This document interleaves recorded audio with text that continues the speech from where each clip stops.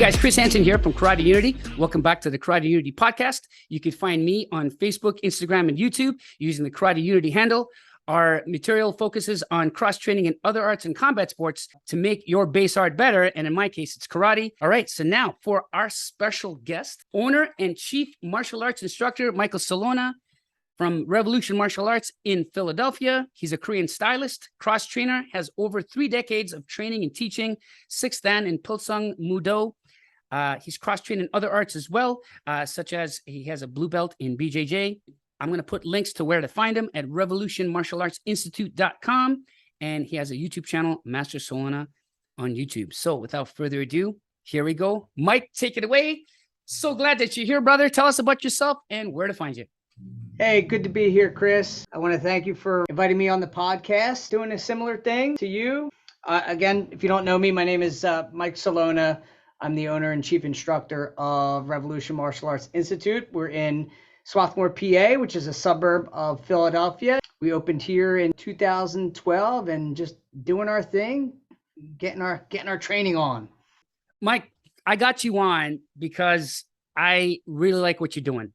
Wouldn't you say, when people see people in gis, unfortunately, like from my experience, when someone sees people in gis, they immediately think, it's not going to work. Yeah. You know what I mean?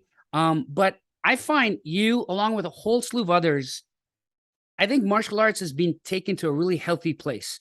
I'd like it if you can tell us how have you, revolutionized your training? Because I know your club's named after that. I'm sure there's some history behind that. And how have you evolved, just from just patterns and sequences and stuff? So my traditional upbringing is Tung Sudo. I started training at Shin Karate Philadelphia. For those that may or may not know, Grandmaster Shin was the teacher of Chuck Norris. So as a 10 going on 11-year-old boy starting out in martial arts, I was like, this is Shin Karate, and Grandmaster Shin taught Chuck Norris. So Tung Sudo was my original upbringing. And over the years, in being with the instructors that I had, tended to be a little more progressive-minded instructors, not afraid to step outside the box a little bit and add other elements to training, whether it was other traditional arts such as like Hapkido or things from Shotokan or whatever. But I always felt blessed that I had senior instructors, people who were senior to me, and my instructors that were unafraid to kind of do something different. And that kind of spawned over the years. My instructor, his name is Young H. Kwan. He wanted to kind of change the curriculum. So even though our system was very much like Tung Sudo, our forms evolved and they became different. We stopped practicing the Korean version of the Pinan forms, the Pyongan forms. But we began to practice these other forms that were very traditional like, but very dynamic, had more kicking. And then over time, it was one of those things where it was like, well, this isn't really Tung Sudo anymore. This is something else entirely. So it kind of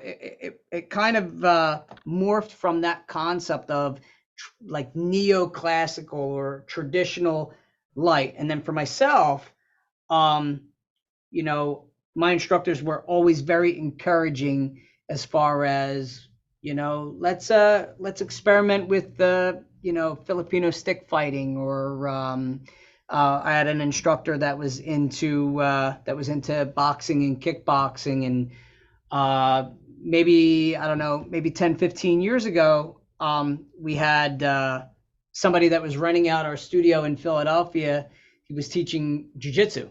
I was like, wow, this is something, I had a little bit of experience, like seeing it, like watching some of like the early UFCs when I was a teenager. Yeah. But I never really got to experience it, live. And it kind of blew my mind a little bit. And it was always kind of like in the background of something that, was so foreign to me. But when I finally took the plunge, so to speak, and I want to say it was maybe 2014 when I officially joined an academy as a brand new white belt and got rolled on like Yep. over and over and over again. Scary, isn't it? I started to realize wow, like I'm definitely out of my element. But in a way, it felt great to be a beginner again. And you figure at the time I was a fifth degree black belt, but in Brazilian Jiu-Jitsu I was a newbie, and just getting smoked all the time. But it wasn't until I started seeing, the shared biomechanical like principles about framing and positioning and learning how to have a good base, or as we would say in karate, maybe like a good solid stance, and starting to see like those similarities, because it really is just movement. Love that. Oh, you just you just strung a great note with me, man. So let's talk about that. So it's all just movement. We spoke earlier, and so I got some of these ideas that I want to highlight. One of them is grappling, right? So you've blue belt. That's a pretty deep dive. That's not just like wading in the water. Being a blue belt in BJJ, I mean, I'd say generally speaking, if you got a blue belt in BJJ, you're pretty dangerous. Yeah, you know what I'm saying? Like you've got a good base, and so I'm not gonna put words in your mouth. I know what my experience was like in my first experience with a grappler. In a nutshell, I got stuffed. Anything I could pull off at a certain range, I couldn't do because the distance was crushed really quickly. Yes. I felt really claustrophobic, and I was like, damn, I can't pull off anything. So I just had to learn that game. And I just found all kinds of connections. But it's not about me today. It's about you. So I want to know, what's one thing that pops in your mind? Like if you were to go back, okay, like remember that day when you walked in and then you started progressing, as a white belt and then yellow belt. What were some things that you made connections to your Bunkai, your Korean stuff, Korean movements, and your karate and all that? Yeah. So for me, for the first however many years, 20 some years of my training, everything was, block this, punch this, kick this. At, the closest distance we ever got was maybe like close enough to grab a wrist or close enough to grab, somebody's shoulder with like an outstretched hand. And nothing was ever like you said, like stuffed or smothering. And I had been on this I guess journey, this personal journey, to try to find, well, where is the deeper meaning in some of these traditional movements that I've been doing forever. And I never would have thought that I would have seen those connections in jiu-jitsu. So something as simple as, I was rolling with someone who was, maybe a little bit higher than me. Right around the time I got my blue belt. And I look at being a blue belt as I just suck a little bit less. I always think of it like that. Like, yeah, like I really sucked when I was a white belt, but now I just suck just a little bit less. But he was saying, every time I break your guard open and I start to pass, you're not, you're going about this the wrong way, or I'm paraphrasing a little bit, as far as like, how am I able to pass your guard so easily? You're thinking using your legs, or using, your hip position, or whatever it was that I was doing. He's like, but your frame is collapsing. He's like, you're not framing me out properly. I'm able to crush your frame because you're not, positioning in it properly. And so we were on our knees, so it wasn't like we were standing or anything. But he had, he's like, we're tied up. I passed your legs, and he's like, put your one arm here and then put your other arm there. And I'm looking at him, and he grabs my arms, and he's similar to like this position. He had this arm like against my head and my neck. And I was like I know what this is. Like I can wrap my mind around that. And ever since then, it was like, oh, like crap. Like I never thought I would make that connection. And that was one of the first kind of connections that I made in, whereas whether you call this a block or whether you call this a strike. And I think the important thing is the context. Whereas a karate person might say that this is a block. Yeah. Whereas another person might think like I'm chopping this guy in the neck, and a jiu-jitsu guy or a grappler might think like I got arm control here. Or a Muay Thai guy would say this is a Dracula guard, long guard. Right. Yeah. Exactly. So I think number one, context is the important thing. How you're using it, is so vital. And there were a number of other instances similar to that, like being on your back. There's a technique some call it a flower sweep, where the person's giving you a lot of top pressure, and you get the person's arms to one side of the body so you can reach across their back and kind of use your legs like in this pendulum motion to roll the person over. And I'm thinking in one of our forms, we have a sequence where you have this position here, and we do what we call crescent kicks, an inside outside and an outside inside. And it's like, it's the same motion, right? It's the same exact motion. So when I tell my fellow karate guys in my association, I'm like, you could think of those as being kicks or blocking or whatever. And I'm like, but the real value is that being a mount or a guard sweep, guard escape. And they're like, what are you talking about? I'm like, you show them, right? You know. Oh yeah. You see, so obviously we share the same excitement, right? But I'm going to play devil's advocate here. And my instructor, my Kempo instructor, what was really cool is kind of like your instructors too, right? I from the little that I know of you, I find I'm assuming your teachers are very open-minded. One of my teachers, Vic Arnold, I always talk about him in all my podcasts, says, okay, Chris, you're on the instructor path. I'm gonna get you up to a level where you're gonna be able to teach this stuff, teach Dainisi Kempo and all this kind of stuff. And he says, once you do, he goes, you got a choice, man. He goes, you can teach all the forms in the kata and break it down with Bunkai, or you can just teach straight application. And he goes, it really doesn't matter, because the end result is you're showing the application, right? He says, but he goes, if you teach the connections to the form, right? And I'm not going to say the advantage that he gave me, but this is where I'm going to stop. I want to know from your point of view, do you think it's like, does it really matter if you teach just the Bunkai? Am I saying that right? Is Korean, it Bunkai? Yes. Bunkai is Bunhei. He was saying to me, he goes, you can teach the apps, and you don't have to teach the kata. He goes, it's up to you. So that's one opinion. Another opinion from John Hackelman, the UFC fight coach guy, to Glover Teixeira and Chuck Liddell and all those guys. I interviewed him a couple of times, once both on Instagram. And he basically told me he's got a very down and dirty kind of view. He goes, don't need to teach kata. He goes, what's the point of teaching kata when you guys are just justifying all those moves anyway? He goes, just do what you need to do. Teach the apps, right? So here's my point. You're cross training in other arts, and you're getting all this excitement. You're saying, oh, this could be this. Oh, this is this in this form. And I see that too. But if you didn't have the kata, would it make a difference to you? Like, do you know what I'm trying to ask?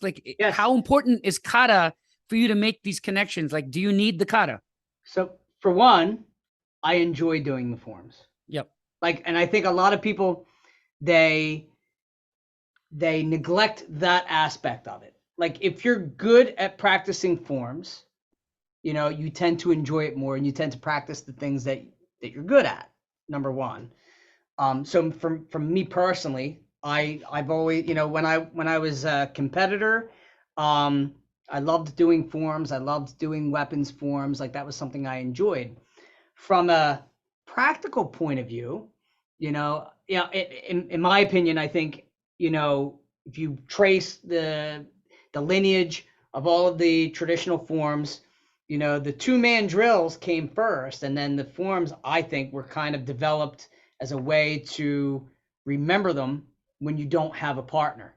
Yeah. So I think we can't always have somebody to play with, so to speak. So I think having the solo version of the form is a great supplement if you don't have a partner, if you don't have pads to hit, if you don't have a heavy bag, if you know that connection between the application on a live human, or like possible applications on a live human, then in my view, I think it makes that forms practice that much more enjoyable and rewarding, and I think I think when people say it should either be one or the other, I think they're missing a big part of the enjoyment and what you can get out of martial arts practice.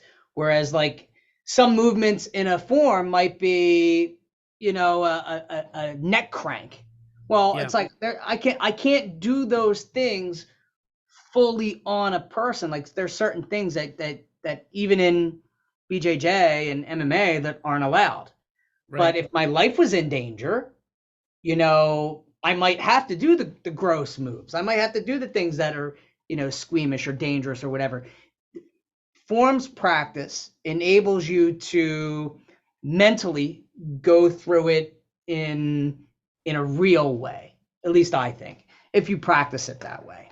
Yeah, that's a key. If you practice it that way, right? No, I'm with you, man. I mean, I'm not going to disagree, because I mean, it's like this. Everybody asks me like, okay, you come up with some pretty good applications, this and that, and you're training it alive. You got the Bunkai and all that stuff, but why bother going back to the form then?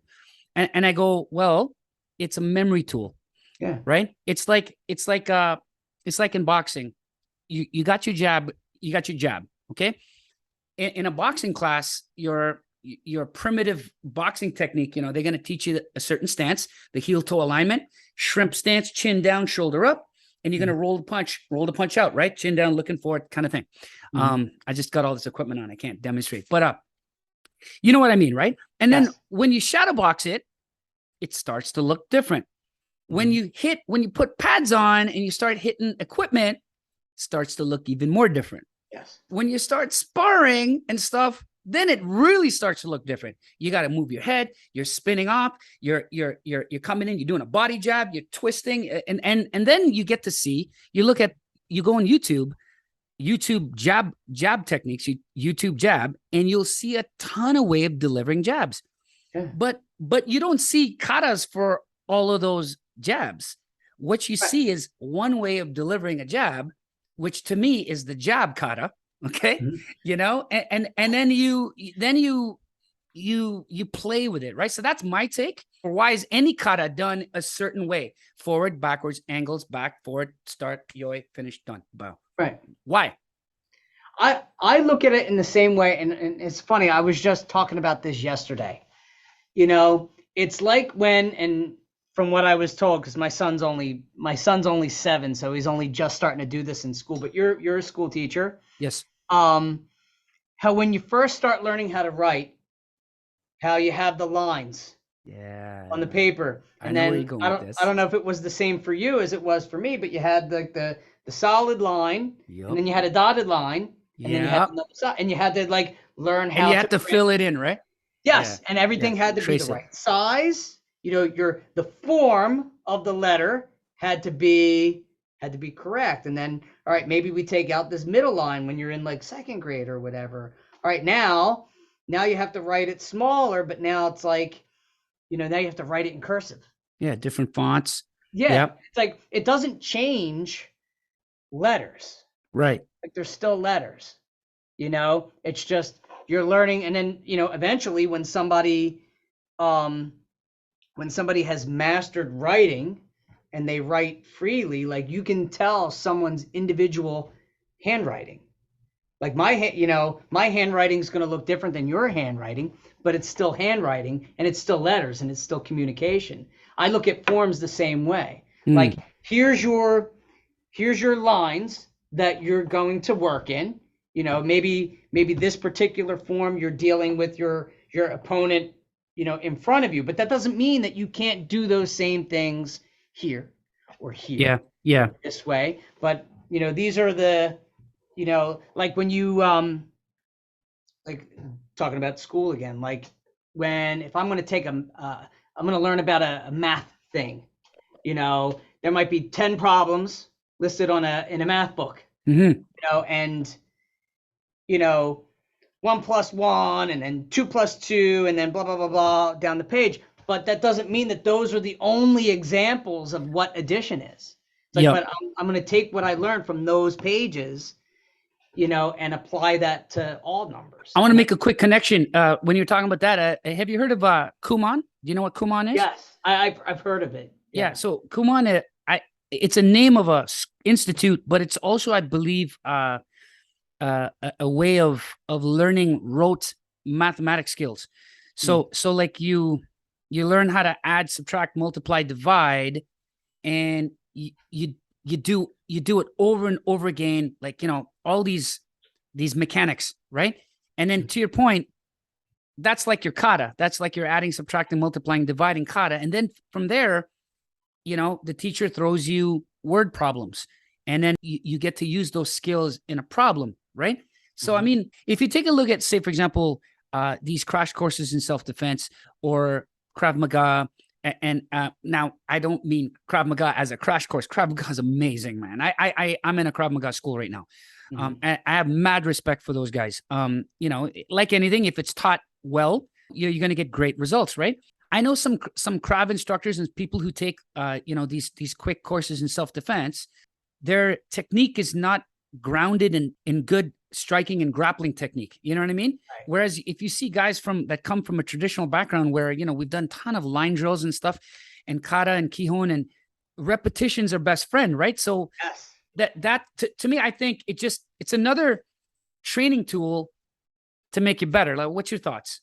Yeah, I totally agree. I think when you see, like someone can, learn I know that I'm kind of like, thinking of like the best case scenario, because we all know that somebody that has great technique and you put them in a learning environment where they're training under pressure and they're training in a realistic way and they're put in realistic self-defense kind of situations, that person, I think, will have an easier time, being able to perform the techniques than somebody that has zero martial arts training. But, they take, whatever, the same course or the same seminar, and they might be able to make it work. Yep. Although, like what you were saying, their technique, like if I were to judge it from a technique point of view rather than an effectiveness point of view, they might be able to accomplish that. But when you look at like techniques, whereas what the advantage a traditional martial artist might have over somebody that didn't spend a lot of time doing basic line drills and techniques, whereas that person with good solid technique might be able to pull that off better or faster or more often than the other person that hasn't refined those types of skills. You know what I mean? Like that's how I look at it. Like you want, like, for example, I have mad respect for people that do MMA. And what I really like, and this was something that you and I spoke about before, was how in combat sports, they're great at adopting things that are successful. So it's like if this guy's doing something and it's working, well, the next day in an MMA gym, they're going to start copying that. Yeah. Like, I love that. I think that's put great. It in sparring right away. Yeah. It's like, oh, this is a viable thing, and I think, a lot of those guys are very highly skilled and, have great conditioning, and not only from a cardiovascular point of view, but also from like taking punishment, getting hit. And a lot of people, like, they forget that aspect of it. Like people, especially traditional martial artists, if you don't come from a school where they spar with contact, like, forget, like, you are going to get hit. You are going to get hit in a real fight. And what are you going to do about that? I think MMA guys are like top notch when it comes to that. I want to talk about that. Cause we talked, like it's on my list here. We spoke earlier, training methods. Like, so I came from a a background, really simple, strong Kihon and kata based background for 26 solid years, man. 14 years Matsubayashi and about 12 in Kempo. And the Kempo part, not so much kata. We did a lot of apps and self-defense, but in Matsubayashi, oh man, tons of line drills. And I'm not complaining. Okay. Yeah. But the thing is, now, I joined an MMA gym. I train in Savat, Muay Thai, some kickboxing, and I like to hang out in the crab classes though, the Krav Maga, because that's where, to me, that's the closest link to karate, because it's all apps, and a lot of their movements, like getting offline and slamming the hands, and it's all like very gross motor stuff, which tied to kata, right? But like Boss was name dropping, GSP. He talked about GSP, right? And Boss himself, like Boss is a Kyokushin guy, and I think he's trained in some other karates, Taekwondo as well, I think. And but he basically told me, he says, look, martial arts needs to have evolved. He goes, now and I know I've heard you talk about this on your socials. We are in the best time to learn digitally. We've got stuff on the access of our fingertips. Like, I'm not going to lie. I'm going to see Ian Abernathy and train with those guys and teach with those guys soon. And I've got my curriculum set, but I'm also looking at YouTube to kind of fine tune some things that I might have missed. Right. And so, like, there's nothing wrong with that. So we've got all this at our arsenal, and then we've got an advancement in sports science and like, if I want to build up my legs, I mean, I'm going to hop on a machine. I'm going to do some weights. I'm going to go on my bike. I'm not going to sit in freaking horse stance forever. You know what I'm saying? So my point here, so here's my question. My statement, I'm going to, true or false. Okay. And then you can argue it. I think modern day martial arts, which includes, the practical karate, MMA for sure, combat sports, okay, and the tactical combatives, all these guys that are doing, these like Sistema, for instance, and Krav Maga, all these guys have synthesized. Like tomorrow, I'm driving up to Niagara Falls, which is the Canada-US border. It's near Buffalo there. And I'm gonna train with a special ops guy. He used to be in the Guns and Gangs division here in Toronto. And he's a combat sambo guy. And he learned was from some serious Russian guys who synthesized the best high percentage techniques down into a very easy, quick to absorb format without kata, with all this other stuff. So it's like, and then there's sparring and scenario that is done. Combat sport guys and MMA guys do this very efficiently. And true or false, is modern day martial arts, including MMA, I would think is more efficient, okay, than the traditional training. In many ways, yes. Yeah. In many ways, yes. True, false, maybe so. What's your take? Yep. And I think martial arts schools that are stuck in the past, and like I get it. And this is something that I wrote down, talking about tradition. What is tradition? When people think of like the tradition of martial arts, they're really not talking about what's been practiced for 2,000 years. I mean, you mentioned the Greek martial art, and I always say it wrong, pancration or Pancration, yeah. Like when people think of traditional martial arts, they're really only thinking about what's been shown for like the past 50, 60 years. They're not looking back further when people actually did cross-train and practice with resistance and practiced applications along, side of learning their forms. Whereas for a while, martial arts kind of lost that. And I think now, and I think MMA exposed a lot of that stuff. And I think that, there's a good portion of the karate community that wanted to adopt that stuff right away. Like, wow, this is really mind-blowing stuff.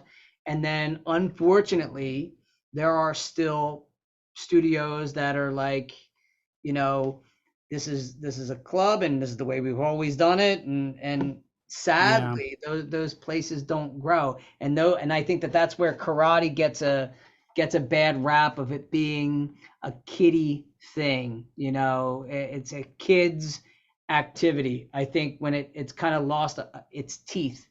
Yeah, And it's crazy. Eh? Like think about it. You don't see MMA guys wanting going to a karate school. You no, see karate guys going to an MMA school. You see yeah, karate guys taking up boxing. You see karate guys going to other art. Like, why is that, man? yeah, There's got to be a reason for that. You know what I'm yeah. saying? It lost its teeth. It Yeah. lost its teeth, Yeah. and I think so. For me, that's why I kind of preface my answer with, in some ways, yeah, MMA, combat sports is more efficient nowadays than, say, the karate of old. I think because there's a big portion of the karate community that didn't face up to, could be an ego thing, like I'm a such and such degree black belt, and you know I did this when I was in my 20s, and now I'm in my 40s, and I can't do that stuff anymore, so you're just going to do these line drills, and kind of stuck in that same way, and like this is how we're going to teach, and Yeah. instead of like putting yourself in a vulnerable position and kind of you know allowing yourself to face up to certain uncomfortable truths, and I think a lot of karate, you know it's gotten better over years. I think many of the more progressive minded martial artists, traditional martial artists, are not afraid to incorporate grappling and weapons Yeah. and high pressure training, and I think, like I said, I think right now MMA and jiu-jitsu and combat sports right now, they have they have the lead in Oh, that sense. 100%. I, You I know, 100%. Like the thing is, see, I want you. So thank you. That was a good answer. I wanted to get your take on this other thing, too. Okay, but we have it too. So this is a very famous quote. But we have it too. So this is a big thing when on forums. When I go online, or if I see someone post something up, and then you'll always get some guy or girl, whatever, online saying, but we have it too. Oh, we have that in our kata. We have that in our kihong. We have, yeah. okay, the image looks the same. I mean, this movement here, okay, dancers have it too. Okay, so I'm holding someone's back, and I'm dipping my girl, looking at her, right? I mean, Right. there's that move too, right? So, like, I Right. mean, it's all context, right? But Yes. the point is, I mean, as long as we have our arms and legs, the movements are going to be the same. But you see, here's the ego thing. For these school leaders that say, "Oh, but we have it too. Karate is a complete system and this and that." Here's my take. It's complete if you train it complete, right? Yes. Yes. If you're gonna take all your stuff, like, okay, here's a telltale sign of how I know people have not sparred. Okay, when their chin's up. If you've Mhm. sparred and you're throwing shots against somebody, and someone's gonna hit you back, so naturally your head's not gonna be in one spot. You're gonna be moving. You're gonna be putting your one telltale sign. I find is the chin and the shoulder. I find guys when they're throwing strikes, like a lot of these karate guys who are adopting boxing like punches, um, they're not shelled up. They're not covered. Well, what have Mhm. you noticed? Like, how do you know when somebody's not cross trained or somebody doesn't train alive, man? What do you see? If they can't pull it off, live, then they're really not training it. And I think when somebody pays lip service, kind of like what you're saying, like, oh yeah, we do that too. Oh yeah, we have that too. And that's great, and you could say that, but are you though? Yeah. Like, do you though? Like, okay, so if we're running a class, and a typical class might consist of, a warm up, and then you're going to do your line drills, your basic techniques, um, and then maybe you'll get into, kicking on pads, even though I've heard some schools don't even do that. Like, for one thing, you have to hit something. Yep.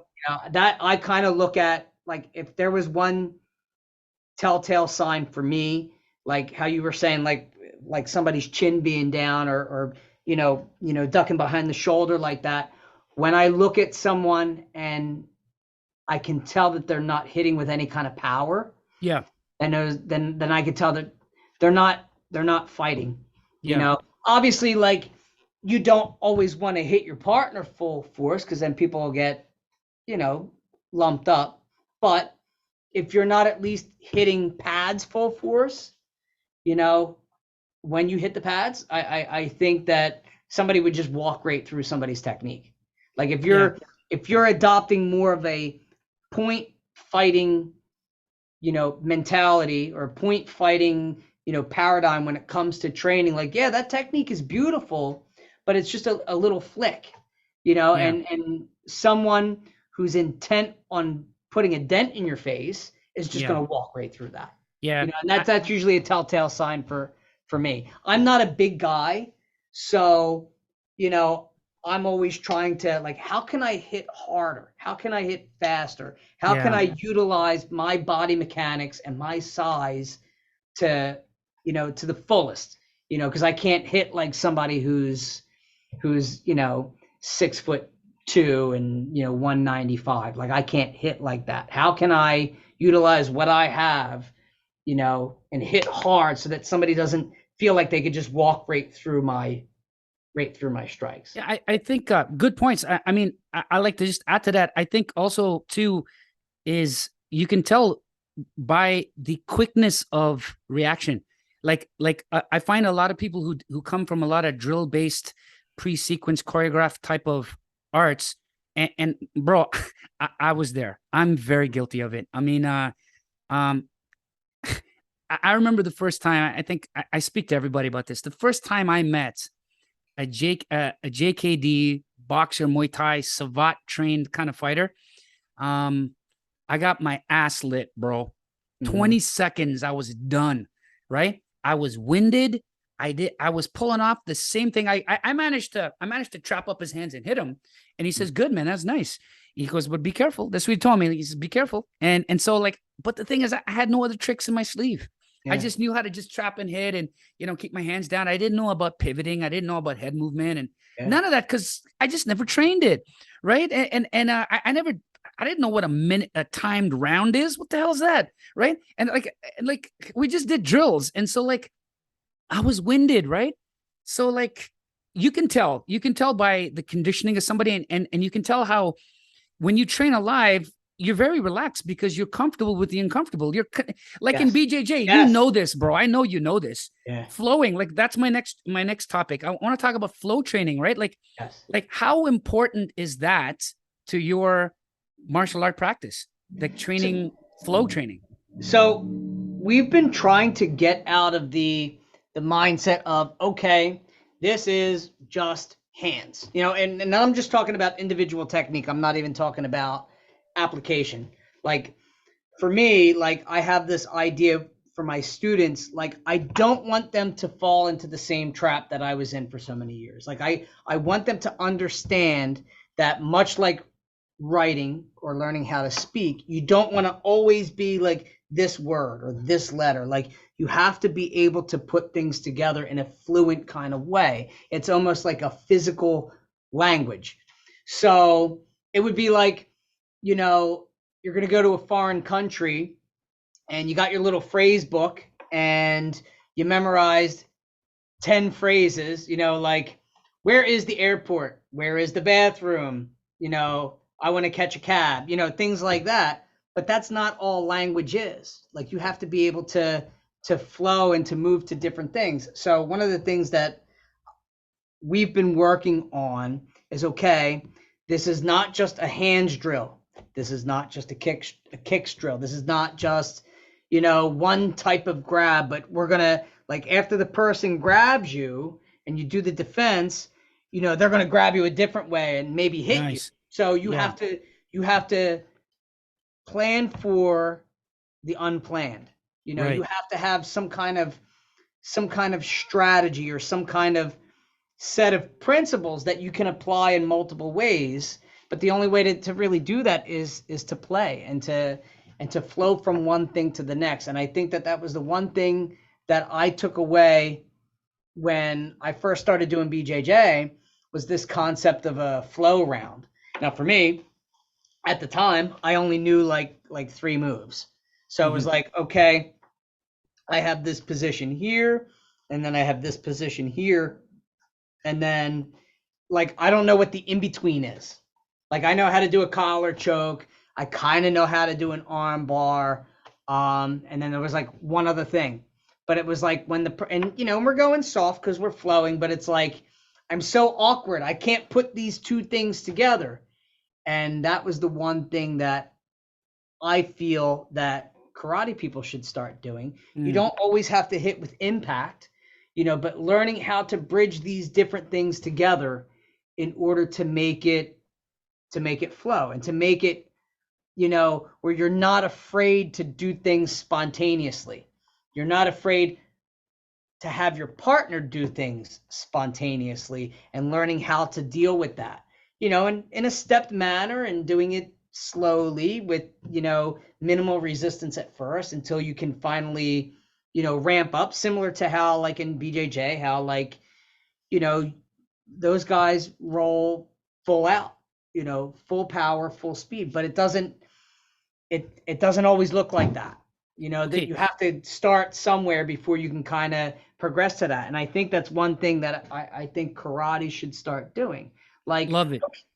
Yeah. Like I think like learning applications to movements in forms, I think is great. But, I can drill it on you and you could drill it on me, and then we take turns and I'll do my 5 reps aside, or 10 reps or 20 reps, and then you get your 20. But what about if the person moves this way? It's like that scene in Napoleon Dynamite when Rex Kwon Do is like, grab my wrist. No, grab the other wrist. No, use your other hand. No, step. Like you have to be prepared for that. But you can't plan.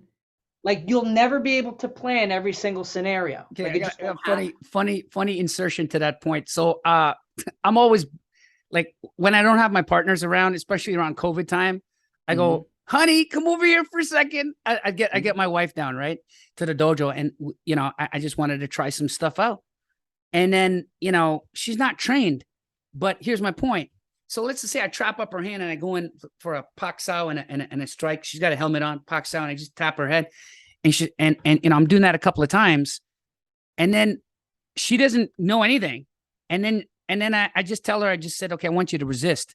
So what she does, she just shoots in and goes for a body pinch. She doesn't know anything about wrestling, but I touch her hands and she just changes levels and just grab me, and she throws me on the floor. Yep. Right? She just dumps me down. She's going, take that. You can't do that. Yeah. And then take that, Chris. And I'm like,